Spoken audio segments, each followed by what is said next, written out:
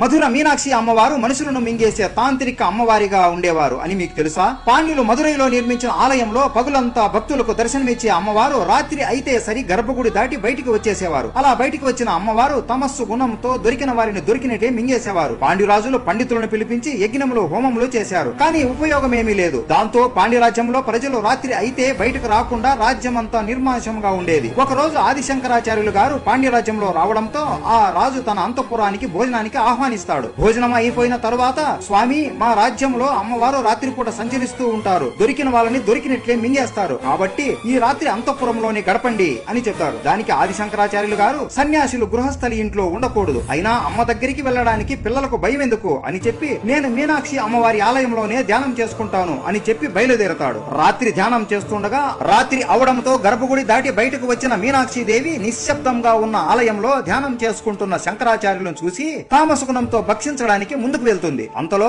ఆదిశంకరాచార్యులు గారు ధ్యానం నుంచి బయటకు వచ్చి కవిత్వంతో తల్లిని స్తుతిస్తూ స్తోత్ర పరాయణం చేస్తాడు. ముగ్ధురాలైన మీనాక్షి దేవి ఏం వరం కావాలో కోరుకోమంటుంది. దానికి శంకరాచార్యులు గారు, తల్లి, నాకు మీతో పాచికలు ఆడాలని ఉంది. నేను గెలిస్తే మీరు ఈ సంహారాన్ని ఆపివేయాలి. ఒకవేళ నేను ఓడిపోతే మీ సంహారాన్ని మొదటి ఆహారం నేనే అవుతాను అని చెప్తాడు. అప్పుడు మీనాక్షి దేవి తన భర్త అయిన సుందరేశ్వరుని సాక్షిగా పెట్టి వివి పాచికలను శంకరాచార్యుడికి ఇస్తుంది. వీళ్ళు ఆడుతుండగానే తెల్లవారుజాము అయిపోతుంది. అంతలో మీనాక్షి దేవి పాచికలు వేసి, చూడు నాయనా, నేనే గెలిచాను అని చెప్తుంది. అప్పుడే శంకరాచార్యులు మెల్లగా నవ్వి, తల్లి, ఆట మీరే గెలిచారు, కానీ నిజానికి నేను గెలిచాను అని చెప్తారు. అప్పుడు సుందరేశ్వరుడు గారు ఇలా అంటారు, దేవి, ఆది శంకరాచార్యులు గారు తన ఆట ఆడుతుండగానే సంఖ్యాశాస్త్రంతో ఒక శ్రీచక్రం సృష్టించి అందులో నిన్ను బంధించాడు అని చెప్తాడు. ఆది శంకరాచార్యులు గారి తెలివికి ముగ్ధురాలైన మీనాక్షి దేవి ఆశీర్వదించి తనలో ఉన్న తామస గుణాన్ని జయించింది. అందరూ చెప్పండి, జై మీనాక్షి దేవి.